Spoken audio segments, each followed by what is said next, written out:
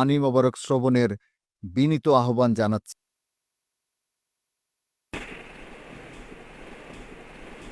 নাহমাদুহু ওয়া নুসাল্লি আলা রাসূলিল কারীম, আম্মা বা'দ।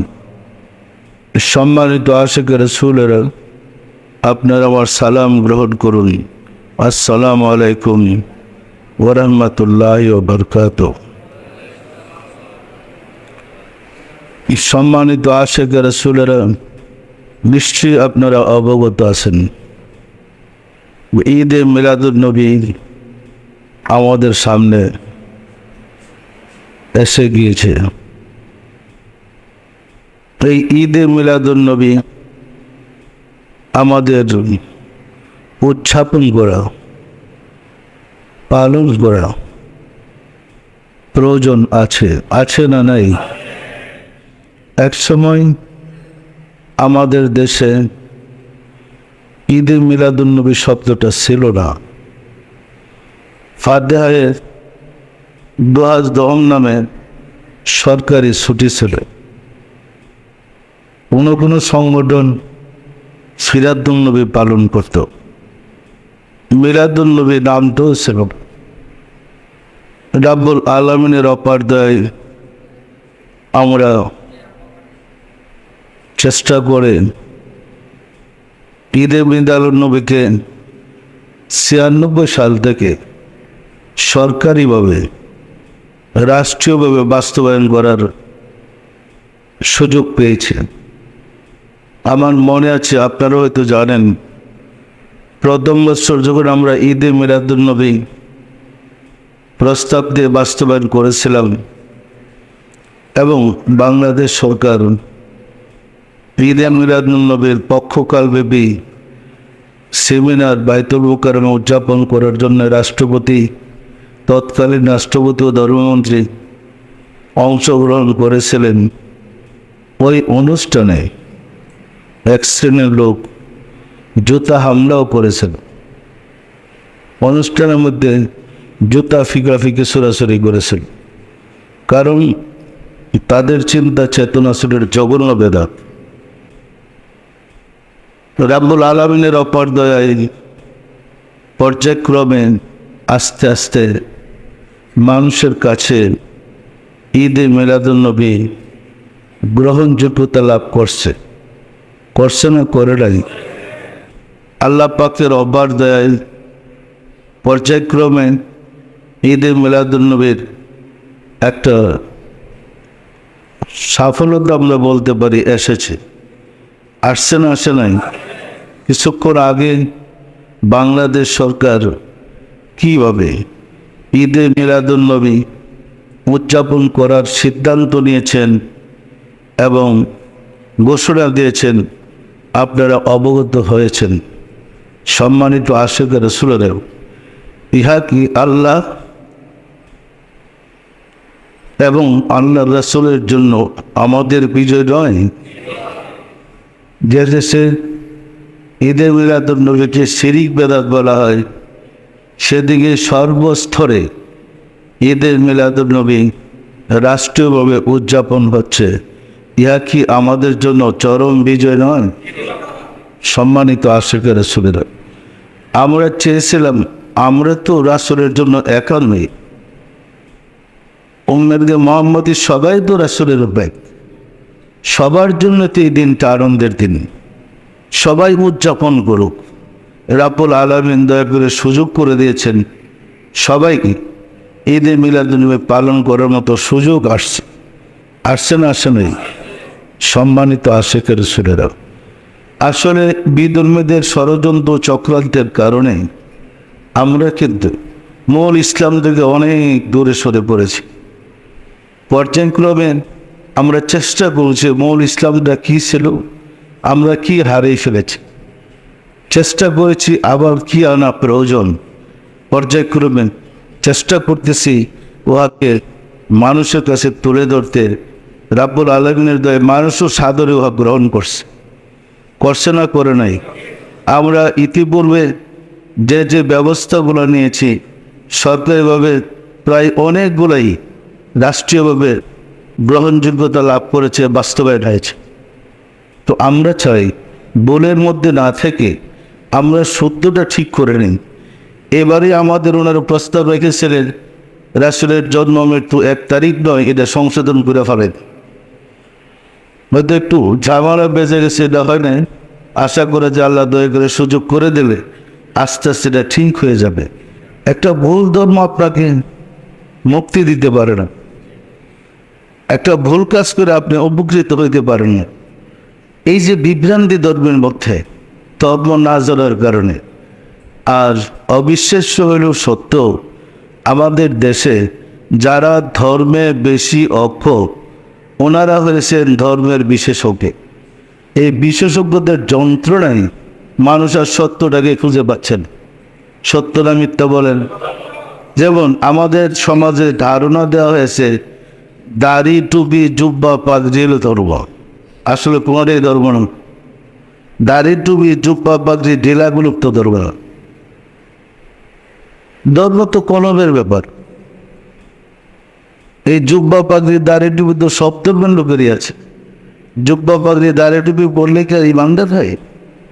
আমাদের সবচেয়ে পরম পাওয়ার, যাকে সৃষ্টি জগতের শ্রেষ্ঠ মহামানব করে রাব্বুল আলামিন জগতে প্রেরণ করেছেন, আমরা সেই রাহমাতুল আলামিনের উম্মত আর খুশনসিব পেয়েছি। ইয়া কি আমাদের পরম ভাগ্য নয়?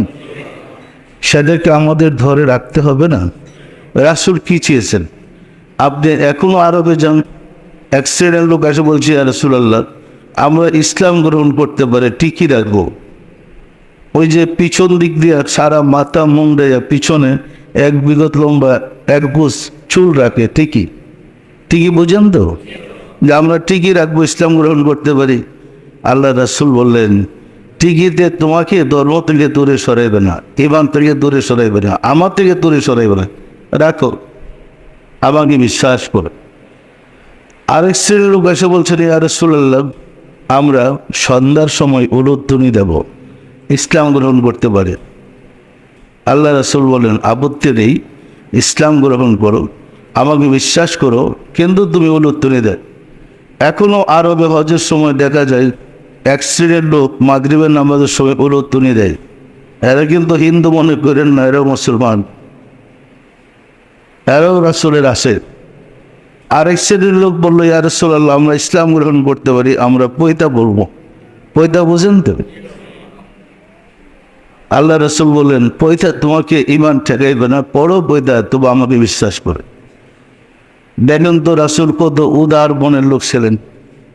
ছিলেন না? ছিলেন না? উনি চেয়েছেন মানুষকে মুমিন বানাইতে। কিন্তু কেউ এসে বলে না, ইয়া রাসূলুল্লাহ, আমরা জুব্বা, পাগড়ি, ঢিলাগুলো পরবো, আমাদেরকে ইমানদার বানাও না, এই কথা কেউ বলেও নাই, আর রাসূল অনুমতিও দেয়। পরিষ্কার না? পরিষ্কার না? আমাদের অনেকগুলা ভ্রান্ত ধারণা আছে। মানব জাতির আদি পিতাকে বলেন তো? আদম আলাইহিস সালাম। মানব জাতির আদি পিতাকে আদম আলাইহিস সালাম। আর মুসলিম জাতির আদি পিতাকে ইব্রাহিম আলাইহিস সালাম। আর মুমিনদের আদি পিতাকে, দেখেন, এক হলো মানব জাতি, এক হলো মুসলিম জাতি, আর এক হলো মুমিন জাতি। তাহলে মুমিনদের আদি পিতাকে রাসূল সাল্লাল্লাহু আলাইহি সাল্লাম, আর মুমিনদের পিতাকে আপন আপন মুর্শিদ।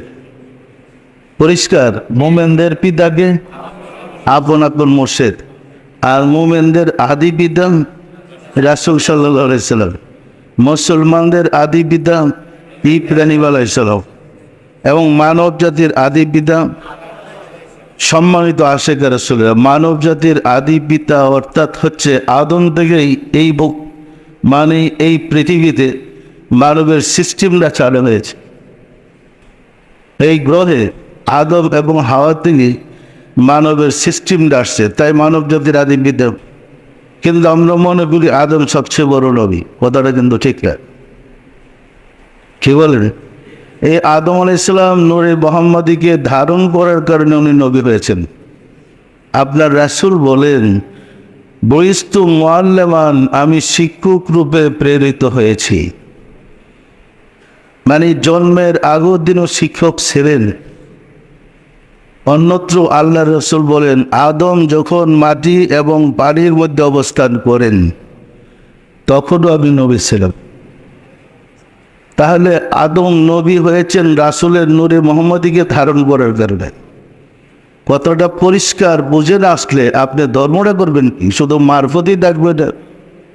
আগে মারফত তো জাহের হওয়ার দরকার আছে, কি বলেন? নূরে মুহাম্মদীকে যিনি ধারণ করেছেন ওই যুগে তিনি হয়েছেন নবী। তাহলে প্রথম নূরে মুহাম্মদীকে ধারণ করেছেন আদি পিতা বাবা আদম আলাইহিস সালাম। পর্যায়ক্রমে প্রত্যেক নবী নূরে মুহাম্মদীকে ধারণ করার কারণে নবী হয়েছেন। সকল নবীগণ, সকল রাসূলগণ নূরে মুহাম্মদের ধারক ছিলেন। প্রথম পোস্টটা ছিল নূরে মুহাম্মদী যারা ধারণ করেছে তাদেরকে নবী বলেছেন। নবী অর্থ সংবাদ বাহক। ওনাদের কাছে সংবাদ আসতেন, রেসালাত আসতেন। পরবর্তীতে রাসূল হয়েছে নূরে মুহাম্মদীকে ধারণ করার কারণে। রাসূল যারা হয়েছেন তেনাদের অবস্থানটা এইরকম যে আস্তে আস্তে মানুষ যখন ক্ষেত্র তৈরি করেছে, বিধান গ্রহণ করার যোগ্যতা লাভ করেছে, তখন রাব্বুল আলামিনের পক্ষ থেকে বিধান দিয়েছেন। বিধান গ্রহণ করার যোগ্য না হওয়া পর্যন্ত তার বিধান দিতে পারেন না। যারা বিধান দিয়ে গেছেন তাদেরকে রাসূল বলে, যারা রেসালাত দিয়ে গেছেন। রাসূলদের অধীনে নবী থাকেন। যেমন যিনি মুর্শেদ তার অধীনে খলিফা থাকে, ওই রকম রাসূলের অধীনে নবীরা খলিফা। যেমন ইব্রাহিম আলাইহিস সালাম ছিলেন রাসূল, ওনার খলিফা ছিল 3 জন, ইসমাঈল আলাইহিস সালাম, ইসহাক আলাইহিস সালাম আর লূত আলাইহিস সালাম, বাতিজা লূত আলাইহিস সালাম। এই 3 জন ছিল নবী। আর এই নবীদের পরিচালক ছিলেন হযরত ইব্রাহিম আলাইহিস সালাম। মুসা আলাইহিস সালাম ছিলেন রাসূল, ওনার অধীনে ছিল 2 জন নবী, শুআয়ব আলাইহিস সালাম আর হারুন আলাইহিস সালাম। পরিষ্কার না? পরিষ্কার না? আমাদের রাসূল প্রথম নবী ছিলেন, পরবর্তীতে রাসূল হলেন, এরপরে ইমামুল মুরসালিন হলেন। এর কারণ আছে, আপনারা সবাই জানেন রাসূলের পরে নবুয়ত শেষ, আর কোন নবী আসবে? তাহলে রাসূলের পরে কি ধর্ম শেষ? আর কোনো মানুষের মুক্তি হবে না? বিষয়টা বোঝার অপেক্ষা রাখে। আমরা মনে করেছি রাসূলই শেষ শিক্ষক, আর কোনো শিক্ষক আসবে না। কথাটা কিন্তু ঠিক না। রাসূল শেষ নবী, শেষ রাসূল। কোনো নবী আসবেন না, কোনো রাসূল আসবে না, তবে তিনি ইমাম। ইমাম অর্থ সমস্ত রাসূলদের, সমস্ত নবীদের তিনি নেতা। নেতা আসার পরে পাতি নেতা আর উপনেতার কোনো স্থান থাকে না, কি বলুন? যেমন একটা স্টেজে প্রধান বক্তা এসে গেলে এর আগে যে বক্তৃতা যারা দেন তারা এমনি বসে পড়ে, কি বলেন? প্রধান বক্তার আগ পর্যন্ত বাসন বুসন যাই দেখ সবাই বলতে থেকে আসতেছেন, কিন্তু সকল নবী, সকল রাসূল বলতেছে আসতেছেন, কিন্তু যাকে ধারণ করে আমি নবী হয়েছি, যার নূর ধারণ করে আমি রাসূল হয়েছি, তিনি আসছেন। তিনি সশরীরে দলির দরায় যেদিন তাশরীফ নিলেন, সেই সময়টা সমগ্র সৃষ্টির জন্য সবচেয়ে বেশি আনন্দের ছিল। কারণ তার সংবাদ বহন করার জন্য 1,24,000 নবী রাসূল আল্লাহ পাঠিয়েছে, শুধু তার সংবাদটা জানানোর জন্য। তারা পাশাপাশি ধর্ম প্রচার করেছেন, কিন্তু তার সংবাদটা বহন করার মেন কাজ ছিল। পরিষ্কার না? পরিষ্কার না? অর্থাৎ কুল কায়নাতের রহমত জগতে দলির দ্বারায় সশরীরে তাশরীফ নেবেন, ক্ষেত্র তৈরি করার জন্য 1,24,000 নবী প্রেরিত হয়েছে। তার প্রমাণ কোরআন, পবিত্র কোরআনেই বর্ণিত হয়েছে, আপনার দ্বারা আজকে আমি আমার দিনকে পরিপূর্ণ করলাম। এর আগে যারা এসেছিল অপরিপূর্ণ, পূর্ণ ছিলেন না, তারা শুধু পরিপূর্ণের সংবাদ বহন করে নিয়ে আসছে। যিনি পূর্ণ করতে আসবেন তিনি আসছেন। তিনি যখন আসলেন, তিনি পরিপূর্ণ বিকাশ হলেন তখনই যখন তিনি মেরাজ গমন করেছিলেন। সত্য না মিথ্যা বলেন? মেরাজে যাওয়ার আগে অর্থাৎ মেরাজের রজনীতে তিনি আল্লাহর পক্ষ থেকে খেতাব পেলেন ইমামুল মুরসালিনা খাতামুন নবীন। সমস্ত নবী, সমস্ত রাসূলদের ইমাম তিনি। সম্মানিত আশিক রাসূলেরা, আমাদের কাছে কি বিষয়টা পরিষ্কার? এই সমস্ত নবী রাসূলগণ নূরে মুহাম্মদীকে ধারণ করে নবী হয়েছে, এই বিষয়টা কি পরিষ্কার? এরপরে যারা নূরে মুহাম্মদীকে ধারণ করেছেন, সংবাদ দিয়েছেন, তারাই কিন্তু ঘোষণা করেছেন আমার পর তিনি আসতেছেন। সম্মানিত আশিক রাসূলেরা, রাসূল সাল্লাল্লাহু আলাইহি ওয়াসাল্লাম আবির্ভূত হওয়ার পরে, দলির দ্বারায় তাশরিফ নেওয়ার পরে ইসলাম বা আল্লাহর পরিপূর্ণ রূপটা, অর্থাৎ আল্লাহর দিনের পরিপূর্ণ রূপটা জাহিরিতে প্রকাশিত হয়েছে এবং তিনি খেতাব পেলেন ইমাম। ইমামের দরজা কিন্তু বন্ধ নেই। নবীর দরজা বন্ধ হয়ে গেছে, রাসূলের দরজা বন্ধ হয়ে গেছে, ইমামের দরজা বন্ধ হয়ে নাই। ইমাম আসা কি বন্ধ হয়েছে? হাদিস শরীফে বর্ণিত হয়েছে, মানলাম ইয়ারাফ ইমামা ফাকাত মাতা বাইতাতাল জাহেলিয়া। যে ব্যক্তি তার যুগের ইমামকে চিনতে পারবে না, সে বিপদগামী হয়ে মারা যাবে, তার মৃত্যু অন্ধকারে নিপতিত হবে। তাহলে ইমাম এসেছেন আর যান নাই। আসছে যে ইমাম কিন্তু যাচ্ছে না। ইমাম ছিলেন, আছেন, থাকবেন। পরিষ্কার না? পরিষ্কার না? এই কারণেই নবী আসবে না, রাসূল আসবে না। কি নবী রাসূলদের নেতাই তো আছেন, আর দরকার আছে? আর সংবাদ বাহকের দরকার আছে? যিনি যার সংবাদ বহন করতে আসছিলেন তিনিই তো আছেন। এই কারণে রাসূলকে হায়াতুন নবী বলে। পরিষ্কার না? পরিষ্কার না?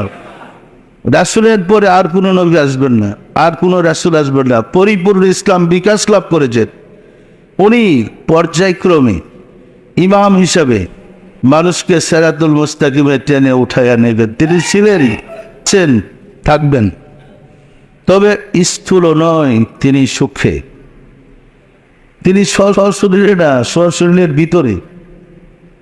পরিষ্কার না? পরিষ্কার না? নবুয়তের যুগে যেমন নবীদের ভিতরে নূরে মুহাম্মদী ছিল, বেলায়েতের যুগে, বন্ধুত্বের যুগে ওই নূরে মুহাম্মদী আবার আউলিয়াদের ভিতরে ঢুকিয়ে কাজ কিন্তু করতেছেন। এই কারণে রাসূল হায়াতুন নবী, রাসূল এই কারণে সিরাজুম মুনিরা তো নিপতে পারে না, প্রজ্বলিত। সম্মানিত আশিক রাসূলেরা, আমি আপনাদেরকে উপমা দিয়া বলেছি যে একটা জ্বালানো বাতি দেখে শত শত নিবানো বাতি জ্বালাইলে ওই নিবানো বাতির আগুন আর জ্বালানো বাতির আগুন এক আগুনে তো, এর মধ্যে দুইয়ের কোনো স্থান নাই। একটা বাতি শেষ হয়ে গেল, আরেকটা বাতি জ্বালায়, ওদের মধ্যে আলোটা জ্বলছে। এটার থেকে যেটা আলো জ্বালাইছে পরবর্তীতে সেটা জ্বলতেছে। ইমাম হওয়ার পরের থেকে তিনি আর নিচ্ছেন না, কিন্তু তিনি প্রজ্বলিত প্রদীপ। এই কারণে তিনি রাহমাতাল লিল আলামিন, সমগ্র সৃষ্টিতে তিনি বিরাজমান। স্থূল দিকে সূক্ষ্মে মহার সাথে মিলে তিনি মহান হয়ে আলো দিচ্ছেন। পরিষ্কার না? পরিষ্কার না? আমি শুরুতেই বলেছি, আদম আলাইহিস সালাম নবী হয়েছেন নূরে মুহাম্মদী ধারণ করে। বেলায়েতের যুগে যারা ওলি আল্লাহ হয়, মুজাদ্দিদ হয়, ইমাম হয়, তারা কিন্তু নূরে মুহাম্মদী ধারণ করে হয়। তাহলে আদম নূরে মুহাম্মদী ধারণ করে নবী হয়েছে। বেলায়েতের যুগে যারা ইমাম হচ্ছে, মুজাদ্দিদ হচ্ছে, তারা কিন্তু নূরে মুহাম্মদী ধারণ করে হয়েছে। পরিষ্কার না? পরিষ্কার না? তাই নূরে মুহাম্মদী অতীত ছিলেন, বর্তমানে আছে, শেষও থাকবে। শুধু কেবল বাহন থেকে বাহনে আরোহণ করে মানুষকে উদ্ধার করছেন। তিনি হায়াতুন নবী, নবুয়ত তো শেষ হয় নাই, ওনার হায়াতে জিন্দেগি তো শেষ হয় নাই। নূরে মোহাম্মদের শ্রেষ্ঠ মহাপ্রলয়। পরিষ্কার না? পরিষ্কার না? এখন আপনার রাসূল যদি কুল কায়নাতের রহমত হয়, সেই রাসূলকে পাওয়া চরম এবং পরম ভাগ্য নয় কি? আমাদের জন্য চরম পরম ভাগ্য নয় কি? আমরা তাকে খাটো করে দেখতে যাব কোন দুঃখে? এইরকম কোনো বুক আসেনি সে সমাজে গিয়ে বলে আমার বাপ গরিব, সমাজে বলে আমরা অসহায়। আমরা কুল কায়নাতের রহমত, সমস্ত ধনভাণ্ডারের চাবি রাসূলের হাতে। আমরা সেই রাসূলকে 70 তালি বানাইতে গেলাম কার বুদ্ধি? রাসূল নিজে বলেন সমগ্র ধনভাণ্ডারের চাবি আমার হাতে। যার হাতে সমস্ত ধনভাণ্ডারের চাবি, আমরা তাকে গরিব বলছি। এতে বোঝা যায় আমরা রাসূল সম্বন্ধে জানি না। সত্য না মিথ্যা বলেন? দেখেন কি বোকামি প্রচার করা হচ্ছে রাসূল সম্বন্ধে। এখনো মাদ্রাসায় পড়ায়, এখনো বোধহয় আলেমে পড়ে। এটা প্রচার করা হচ্ছে রাসূল ইহুদিন খেজুরের বাগানে পানি দিতে গিয়েছিলেন, এক বালতি পানি উঠেতেন, 2টা করে খেজুর পাইতেন। ওই রশিটা বালতির সিরা যখন বালতি কূপের ভিতরে পড়ে গেছে, ইহুদি এসে একটা থাপ্পড় মারছে রাসূলকে, নাউজুবিল্লাহ। এটা কিন্তু পরে না হয় মাদ্রাসায়। রাসূল যখন মক্কায় ছিলেন, মক্কাতে একজন ইহুদি ছিল না। মক্কাতে খ্রিস্টানদের বসবাস ছিল। ইহুদিরা বসবাস করতেন মদিনায়। সম্মানিত আশিক রাসূলের রাসূল সাল্লাল্লাহু আলাইহি ওয়াসাল্লাম যখন মদিনায় গেলেন, তখন তিনি মদিনার শাসন করতেন। ওনাকে রিসেপশন করার জন্য মদিনাবাসীরা নাচতেছিল, এমনকি খেজুর গাছের উপরে উঠে চিৎকার পাঠতেছিল, ইয়া মুহাম্মদ। সত্য না মিথ্যা বলেন? তার সাথে শত শত সাহাবা, আমি হাজার বললাম না, শত শত সাহাবাও ছিলেন। ছিলেন না? ছিলেন না? এই সাহাবাদেরকে ফেলে, ইসলামিক রাষ্ট্র গঠন করা ফেলে, ধর্ম রেখে উনি কোন ইহুদির বাড়িতে বালতি দিয়ে 2টা খেজুরের বিনিময়ে পানি উঠে গেছিলেন? এটা একটা গাঁজাখুরি মিথ্যা। বিশ্বাস হয় না? হয় না? আমি আপনাদের কি এই সত্যটা মিথ্যাটা দূর করে সত্যটা জানানোর জন্য রাসূলের জীবনের ব্যবহারের জিনিসগুলো ছবি না দেখাইছি না? দেখে নাই? আমরা মিলাদ পড়ার সময় বলতাম আব্দুল্লাহর জীর্ণ কুঠিরে। জীর্ণ কুঠির বলতে খড়কুটার ঘর বোঝায়। আমি আপনাদেরকে দেখাইছি রাসূল 2তলা বিল্ডিংয়ে জন্ম নিয়েছিলেন। তাহলে অজ্ঞতার কারণে আমরা জীর্ণ কুঠির বলেছি। কি বলেন? রাসূল সম্বন্ধে আমাদের ধারণাটা পরিষ্কার ছিল? একদম না। অথচ হযরত ঈসা আলাইহিস সালাম সম্পর্কে মশহুর আছে উনি গরুর গোয়াল ঘরে জন্ম নিয়েছেন। সত্য না মিথ্যা বলেন? ঈসা আলাইহিস সালাম গরুর ঘরে জন্ম নিয়েছেন, গরুর আথালে জন্ম নিয়েছেন। জানেন এটা? তারপরে তাকে কত উপরে তুলে ধরছে, তার অনুসারীরা বিশ্বের সর্বশ্রেষ্ঠ রহমত ঠেল্লা নিয়ে বানাইছে কি? আর যিনি শাহী প্রাসাদে জন্ম নিলেন, রাজ পরিবারে জন্ম নিলেন, গোপনের কিছুই ছিল না, যার জন্মের সাথে সাথে কাবাগর আল্লাহর নূরের জ্যোতিতে আলোকিত হয়ে গেল, সে রাসূলকে ঠেল্লা নিয়ে আমরা একদম এমন গরিব বানাইছি, বাতি পাই না, না খেয়ে শেষ পর্যন্ত পেটে পাথর বানছে। কি বলেন? আচ্ছা বলেন তো, পেটে পাথর বাংলা কি খিদা মেটে? এই যে ভুল ধর্মের নামে যে আমরা ভুল করতেছি, এটা সংশোধন হওয়ার দরকার না? দরকার না? সম্মানিত আশিক রাসূলেরা, এটা কে সংশোধন করে দেবে? আমাদেরই সংশোধন করতে হবে। আমাদের জাতির কাছে, মুসলমান ভাইদের কাছে এটা জানাইতে হবে, বুঝাইতে হবে রাসূল কিন্তু গরিব ছিলেন না। ভিক্ষা করবার লাগিয়া ওই শ্রেণীটা, বুঝেন না? যা দিবের হাতে তা যাবে সাথে। মাইকলা 3 রাস্তার মোড়ে বসে ভিক্ষা করে তো মসজিদের লেগে, মাদ্রাসার লেগে। এরা বলতেছে রাসূল গরিব ছিলেন, কারণ রাসূল গরিব থাকলে এদের ভিক্ষা করতে সুবিধা কি? সত্য না মিথ্যা বলে? আসলে রাসূল গরিব ছিলেন? সম্মানিত আশিক রাসূলেরা, এই রাহমাতুল আলামিনের শুভ জন্মদিন আসছে। এই রাহমাতুল আলামিনের শুভ জন্মদিন আমাদের সবচেয়ে বেশি আনন্দের দিন, কারণ সমস্ত নূর রাসূলের নূর থেকে সৃষ্টি হয়েছে। গাছপাতা, তরুলতা, কুল কায়রাত রাসূলের নূর থেকেই সব সৃষ্টি হয়েছে। পরিষ্কার না? পরিষ্কার না? যেহেতু রাসূলের নূর থেকে সমগ্র সৃষ্টি জগৎ সৃষ্টি, সমগ্র সৃষ্টি কুল্লু শাইইন ইয়ারজিউ ইলা আসলিহি, প্রত্যেক বস্তু তার মূলের দিকে ধাবিত হয়। সমস্ত সৃষ্টি বেকুল ছিল যা থেকে আমরা আসলাম, তিনি কবে আমাদের কাছে আসবেন। সন্তানরা যদি কোথাও একা থাকে, মানে বছরের পর বছর বাচ্চারা যদি একা থাকে, যদি শুনে তার মা বাবা আসতেছে, খুশি না বেজার বলেন তো? পাগল হয়ে যায়, কবে মায়ের গুণে ফিরে যাব। সমগ্র সৃষ্টি রাহমাতুল লিল আলামিনকে পাওয়ার জন্য বেকুল ছিলেন, পাগল ছিলেন, বেহাল ছিলেন। না জানার কারণে আমরা বলছি এটা শিরিক বেদাত। এই কারণে এই দিনটা সবচেয়ে বেশি আনন্দের। আমরা সেই আনন্দের দিনটা আনন্দ মিছিল করতে যাচ্ছি। আপনারা রাজি আছেন? আমরা আনন্দের দিনটা শান্তির সাথে উপভোগ করতে চাচ্ছি। রাজি আছেন? দেখেন, আমরা ঈদের আনন্দ করি কোথায়? ঈদুল ফিতরে, ঈদুল আজহায়। রাসূলের ঈদের সাথে, রাসূলের জন্মের ঈদের সাথে এদের কোনো তুলনাই হয় না। ঈদুল ফিতরের তো কি ফিতরাতের ঈদ, গরুর মুখে ঠুসি লাগে না, মানে খেতে পারে না। তো এক মাস আমরা রমজান মাসে বিধান অনুযায়ী ঠুসি লাগাই দিচ্ছে, দিনের বেলা খাইতে পারবেন না। প্রথম যখন ঠুসিটা খুলছে তো আনন্দ, এখন খাইতে পারলাম দিনের বেলে, এই আনন্দকে ঈদুল ফিতর বলে।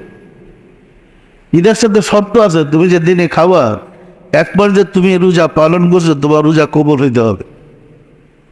ঈদুল ফিতরের আনন্দ এটাও। আর ঈদুল আজহার আনন্দ হইল ইব্রাহিম আলাইহিস সালামের পুত্র ইসমাইলকে কুরবানি দিতেছিলেন। তো আল্লাহ তো হুকুম দিছে প্রিয় পুত্রকে প্রিয় জিনিস কুরবানি দিতে। উনি 100 দুম্বা কুরবানি দিলেন, কবুল হইল না। 100 উট গরু কুরবানি দিলেন, আল্লাহ বলেন হয় নাই, ফের গরু। উনি তৃতীয়বার 100 উট কুরবানি দিলেন, কবুল হইল না। শেষ পর্যন্ত আল্লাহই বলে দিলেন তোমার পুত্রকে কুরবানি করো। অথচ পুত্র ছিলেন সবচেয়ে প্রিয়। পিতাজন পুত্রকে কুরবানি করতেছিলেন আল্লাহর হুকুমে। কুরবানি করতে গিয়ে চোখ বেঁধে কুরবানি শুরু করেছিলেন দুইজনই। জানেন তো ঘটনা?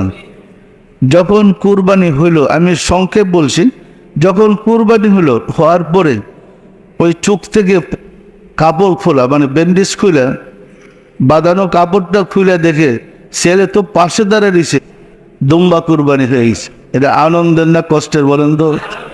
আরে আমার ছেলে তো বাচ্চা গেছে। এই যে খুশি, এই খুশিটা উপভোগ করার জন্য কুরবানির ঈদ আসছে। মানুষের পরিবর্তে পশুর কুরবানি আসছে, নাই তো মানুষই কুরবানি দেওয়া লাগতো। এটা আনন্দের না আনন্দের না? এ তো ইব্রাহিম আলাইহিস সালামের। আপনার রাসূলের আনন্দটা কোথায়? তাহলে এই দুইটা ঈদ একদম ম্লান হয়ে যাবে রাসূলের ঈদের সামনে আনলে। কি বলেন? সত্য না মিথ্যা বলেন? মুসলিম জাতির জন্য কুরবানি আসছে, যেহেতু মুসলিম জাতির আদি পিতা ইব্রাহিম আলাইহিস সালাম। আর মোমেনদের ঈদ হলো রাসূলের জন্মের ঈদ। পরিষ্কার না? পরিষ্কার না? সম্মানিত আশিক রাসূলেরা, এই ঈদের আনন্দটা আমরা প্রত্যেকেই যার যার বাড়িতে পালন করতে চাই। আমি আপনাদেরকে পরামর্শ দিচ্ছি, এইভাবে করেন। যেমন 12 রবিউল আউয়াল আমরা সবাই এখানে জমায়েত হব। 11 রবিউল আউয়াল যার যার এলাকায় গরু ছাগল যে যেটা পারেন খরিদ করেন, মুসলমান ভাইদেরকে নিয়ে। আপনি শুধু আশিক রাসূল একা তা নয়, পাড়া প্রতিবেশী সবাইকে নিয়ে গরু জবাই করেন। বলে রাসূলের জন্মের ঈদ পালন করার জন্য আমরা বাজার থেকে গরু কিনবো। কে কে বাগা নেবেন? 100 টাকার বাগা শরিক হবেন। দেখবেন অনেক লোক শরিক হবে। হবে না? হবে না? 11 তারিখ গরু জবাই করে বাগা জুগা করে প্রস্তুতি যে 12 তারিখ এখানে আসেন। আমাদের এখানে ব্যাপক আকারে ঈদে মিলাদুন্নবী পালন করে সন্ধ্যায় বাড়ি থেকে ঈদের অনুষ্ঠান করেন। সুন্দর হবে না? হবে না? উদ্দেশ্য যে সবার ঘরে একটা সারা জাগো। আমি আপনাদেরকে পরামর্শ দিছি যে আপনারা ছেলে মেয়ে পরিবার পরিজনদের নতুন জামা কাপড় কিনে দেন, ভালো খাবারের ব্যবস্থা করেন। আপনারাই তো খাবেন, আপনার ছেলেমেয়ে তো নতুন কাপড় পরবে, কিন্তু আপনি তো সংসারের শেষ না, আপনার পর তো তারা বেঁচে থাকবে। আপনি চলে গেলে ওই 12 রবিউল আউয়াল আসি, রবিউল আউয়াল মাস আসলেই বলতে থাকবে এই নতুন কাপড় কিনো বাচ্চারা, রাসূলের ঈদ আসতেছে। আমরা চাচ্ছি এটা বাস্তবায়ন করতে। সম্ভব না? সম্ভব না। অনেক টাকা লেগে যাবে এটা করতে। রাসূলের মহব্বতে যদি আমরা এই কাজটা করতে পারি, ছেলে মেয়েদের মধ্যে আনন্দটা এনে দিয়ে যেতে পারি, রাসূল খুশি হবেন না বেজার হবেন? জানেন রাসূল কোথায়? রাসূল কিন্তু আমাদের হৃদয়ের পাশে আছেন, আমাদের ভিতরেই রাসূল আছেন। তিনি দেখছেন আমরা কি নিয়তে আনন্দ পালন করছি। পরিষ্কার না? পরিষ্কার না? তো মহব্বতের সঙ্গে আমরা আনন্দ উৎসবটা করতে চাই। রাজি আছেন আপনারা? গত বছর ঈদে মিলাদুন্নবী উদযাপন করতে গিয়ে আমি আপনাদের যাদেরকে আমাদের বিভিন্ন অনুষ্ঠানে এই 20টা বিভাগের সেবকদেরকে যে দায়িত্ব দিয়েছিলাম, ঈদে মিলাদুন্নবীর অনুষ্ঠানে আপনারা কি দায়িত্ব পালন করতে রাজি আছেন? তাহলে আমি আপনাদেরকে আল্লাহর পক্ষ থেকে, আল্লাহর রাসূলের পক্ষ থেকে দায়িত্ব বুঝাই দিলাম। আপনারা সুন্দর সুষ্ঠুভাবে দায়িত্ব পালন করেন। মনে রাখবেন এই ঈদ, এই আনন্দ আম্বিয়া কিরামদের জন্যে, আউলিয়া কিরামদের জন্যে, রাব্বুল আলামিনের জন্যে, সমগ্র সৃষ্টির জন্যে। ধর্ম না জানার কারণে, আমাদের অন্তর্দৃষ্টি খোলা না থাকার কারণে আমরা দেখছি না, উপলব্ধি করতে পারছি না। সম্মানিত আশিক রাসূলেরা, যার যার দায়িত্ব আপনারা পালন করেন। প্রয়োজন হলে আপনাদের যদি সহকর্মীদের আরও লোক সংযোগ করতে হয়, আপনারা সংযোগ করে নিতে পারেন। আসুন রাব্বুল আলামিনের সাহায্য চাই, তিনি যেন দয়া করে তার প্রিয় হাবিবের ঈদে মিলাদুন্নবী উদযাপন করার সুযোগ করে দেন। আমিন। আউযু বিল্লাহি মিনাশ শাইতানির রাজিম। বিসমিল্লাহির রহমানির রহিম। আস্তাগফিরুল্লাহ রাব্বি মিন কুল্লি জামবি ওয়া আতুবু ইলাইহি।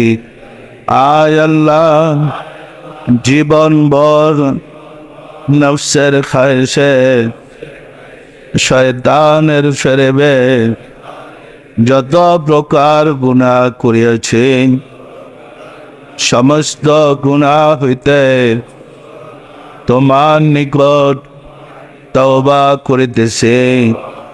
আয় আল্লাহ, দয়া করিয়া আমার তওবা কবুল করো, আমার গুনাহ মাফ করো।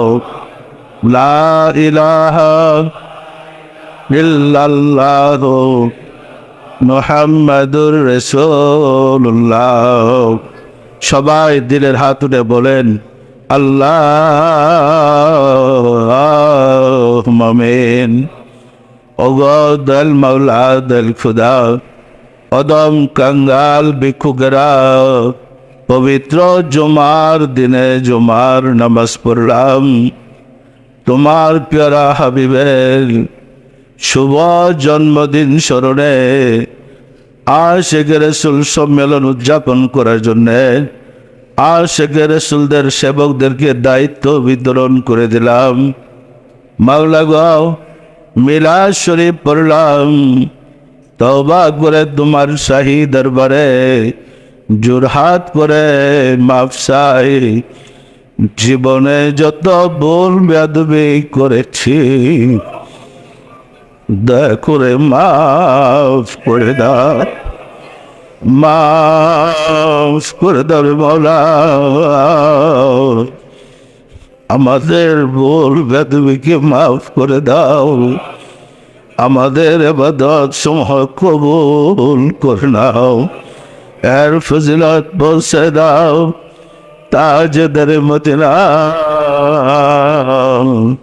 सरकार दो आलम हजरत मोहम्मद मुस्तफ़ा अहमद मुस्तफ़ा सल्लल्लाहु अलैहि वसल्लम स्वाब नजर पोसाओ रसूल पाक सल्लल्लाहु अलैहि वसल्लम सम्मानित पितामाता दादा दादी नाना नानी अल औलाद अल असहाब अज़वाज मुताहिरीन अल बैतीन खुलाफाए राशिदीन देर अदवा पाक हुज़ूर स्वाब नजर पोसाओ खातूने जन्नत माँ फातिमा रज़ियल्लाहु तआला अन्हा सैयदना हज़रत इमाम हसन सैयदना हज़रत इमाम हुसैन रज़ियल्लाहु तआला अन्हुमा যাহারা দিন ইসলামের জন্য কারবালার প্রান্তরে শাহাদাত বরণ করে গেল রে মাওলা দয়া করে তোদের পাক হুজুরে সওয়াব নজর বসাও বাবা আদম আলাইহিস সালাতু ওয়াসসালাম হইতে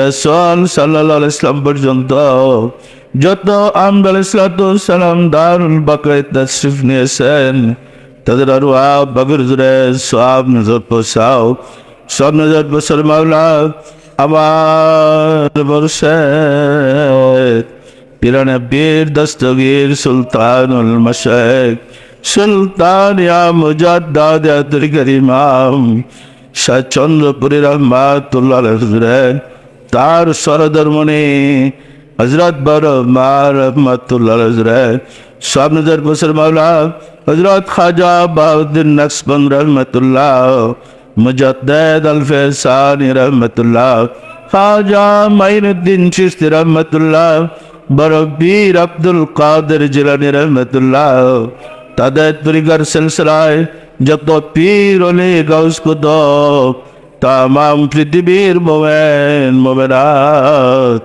যে যেখানে কাল করে শ্রী মাওলা দয়া করে তাদের আরওয়াহ পাক হুজুরে সওয়াব নজর বসাও আমরা ভিক্ষুকেরা যারা তোমার শাহী দরবারে হাত উঠাইলাম আমাদের আপন আপন গর্ভধারিণী মা জননী জন্মদাতা পিতা যাদের সেলাই বিশ্ব জান দেখতে পেলাম তোমার শাহী দরবারে হাত উঠাইবার নসিব হইল যারা ইন্তেকাল করে শ্রী মাওলা দয়া করে তাদের আরওয়াহ পাক হুজুরে সওয়াব নজর বসাও আর যারা জগতের বুকে বেঁচে আছে তাদেরকে তোমার রহমতের চাদর দিয়ে ঢেকে রাখো আমাদের মহব্বতের স্ত্রী শ্রদ্ধেয় শ্বশুর শাশুড়ি দাদা দাদি নানা নানি খালু খালা ছেলে মেয়ে খেসাকরাবাদ জয় যেখানে কাল করে শ্রী মাওলা দয়া করে তাদের আরওয়াহ পাক হুজুরে সওয়াব নজর বসাও মাওলা গো অগাও দেন মাওলা দেন খুদাও আমরা তো নিয়ত করেছি তোমার প্যারা হাবিবের শুভ জন্মদিনে ঈদে মিলাদুন নবী সাল্লাল্লাহু আলাইহি ওয়াসাল্লাম আনন্দ মিছিল এবং উদযাপন করার জন্য তুমি দয়া করে তোমার হাবিবদেরকে নিয়ে আমাদের সাথে দেখে সুন্দরভাবে উদযাপন করার ব্যবস্থা করে দাও আমরা যেন গোলামি করে নিজেদের মুক্তির ব্যবস্থা করতে পারি দয়া করে সুযোগ করে দাও আমাদের মুনাজাতকে কবুল করে নাও আমিন বাহাউলা ইলাহা ইল্লাল্লাহ মুহাম্মদ রাসূলুল্লাহ